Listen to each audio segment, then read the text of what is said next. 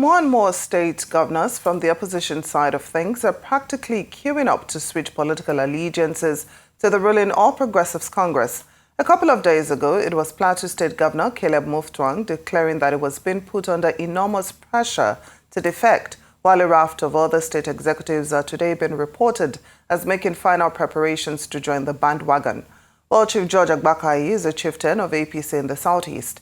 He joins us now to discuss this trend of defection and the position of the Southeast in drumming up support for President Bola Tinubu's 2027 re-election bid. Thank you so much for joining us on Newsday. Thank you very much for having me. Well, I appreciate it. Dr. Agbakahi, what factors would you say are driving the renewed wave of political defections across parties, especially to the APC, ahead of the 2027 general elections?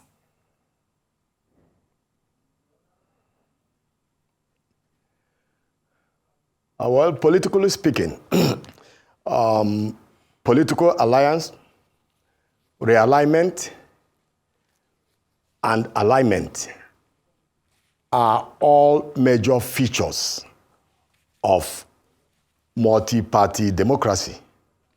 And it's been ongoing, since time immemorial. It's not only in Nigeria, it's a global issue. Going to the United States, you remember a major world politician, President Donald Trump. He was once a member of the Democratic Party, sometime between 2001 and 2009, before he later decamped to the Republican Party. And now he's president of that great country, United States of America. In the Nigerian context, you remember in the Second Republic, it was Agbakahi being the first governor that defected from, I believe, PRP, to PDP. So it's ongoing. I remember vividly during the Obasanjo regime, or towards the end of the Obasanjo regime, that was 2007 election, when PDP won about 28 seats, 28 governorship seats, and later 4 governors defected to the party.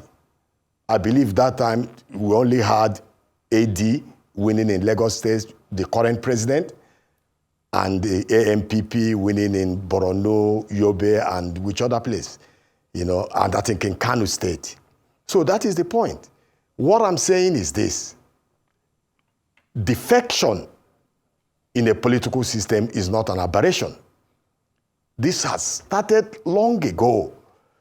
So all these governors or honorable members or senators that are defecting to the ruling party in the country, APC, there is nothing disingenuous or cynical about it. Section 68 of the 1999 Constitution, even though it made it clear that if you defect, you lose your seat. But you also have to remember that that section 68, subsection 1G,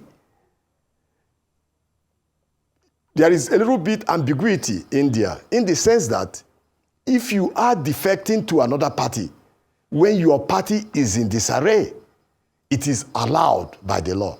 That's why you have never seen any court of law in Nigeria that has removed any politician, be you a member of the House of Rep or Senate or governor, that has removed you from your seat because you defected to another party.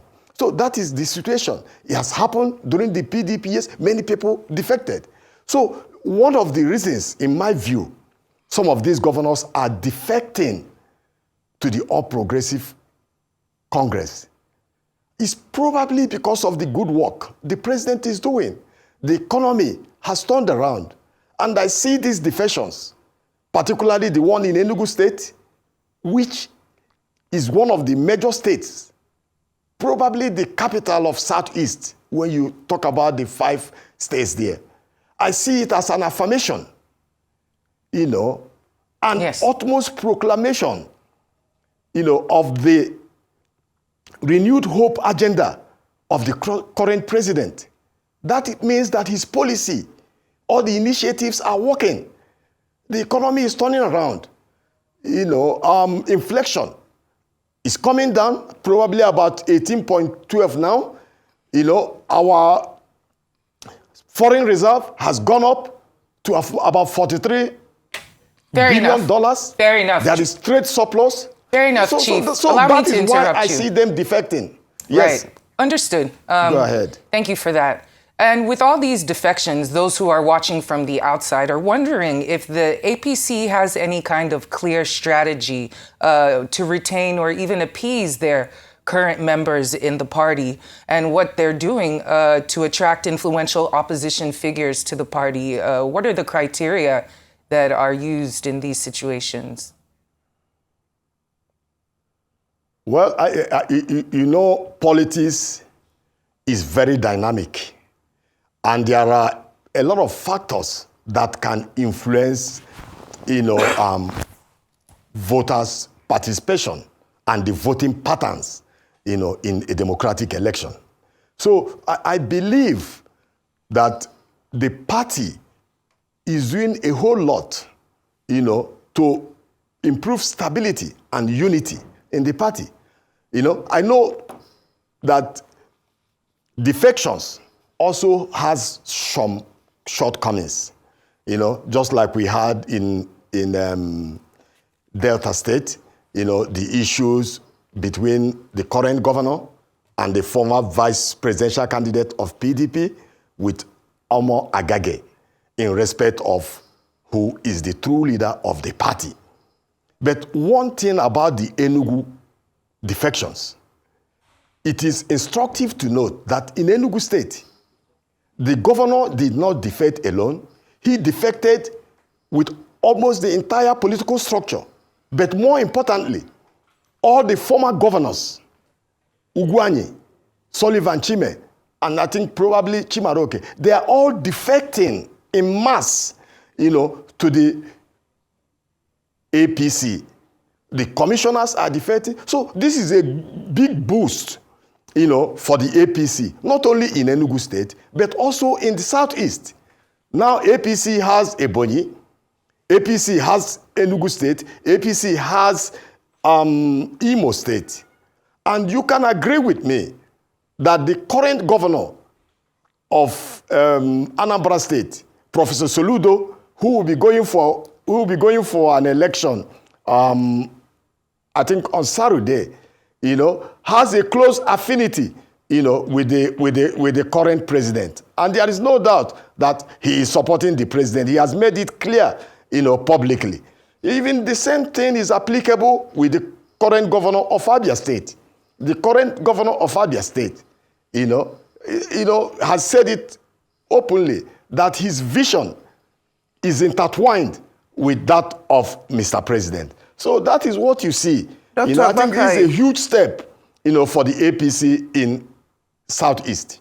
Now, Dr. Agbakahi, I'm wondering, how do you think this trend of defection affects public trust in political leaders and institutions? Is this, the defections, is it about genuine ideological alignment, or is it just about political survival and, maybe it's personal interest? How does it really benefit the people? How do you think the people, interpret this wave of defection? Okay. First of all, you have to take into consideration the rationale behind some of these defections. The governor of Enugu State, or one of his spokespeople, came on TV and said that PDP was not taking Enugu State serious. He came again and said that his vision in Enugu State is interwoven with that of Mr. President.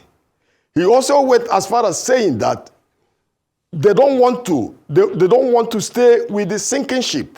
We all know what has been going on in PDP. PDP for quite some time has been in life support. This is a party that cannot even get its ass together. a party that cannot conduct a convention. They are in court. They are fighting.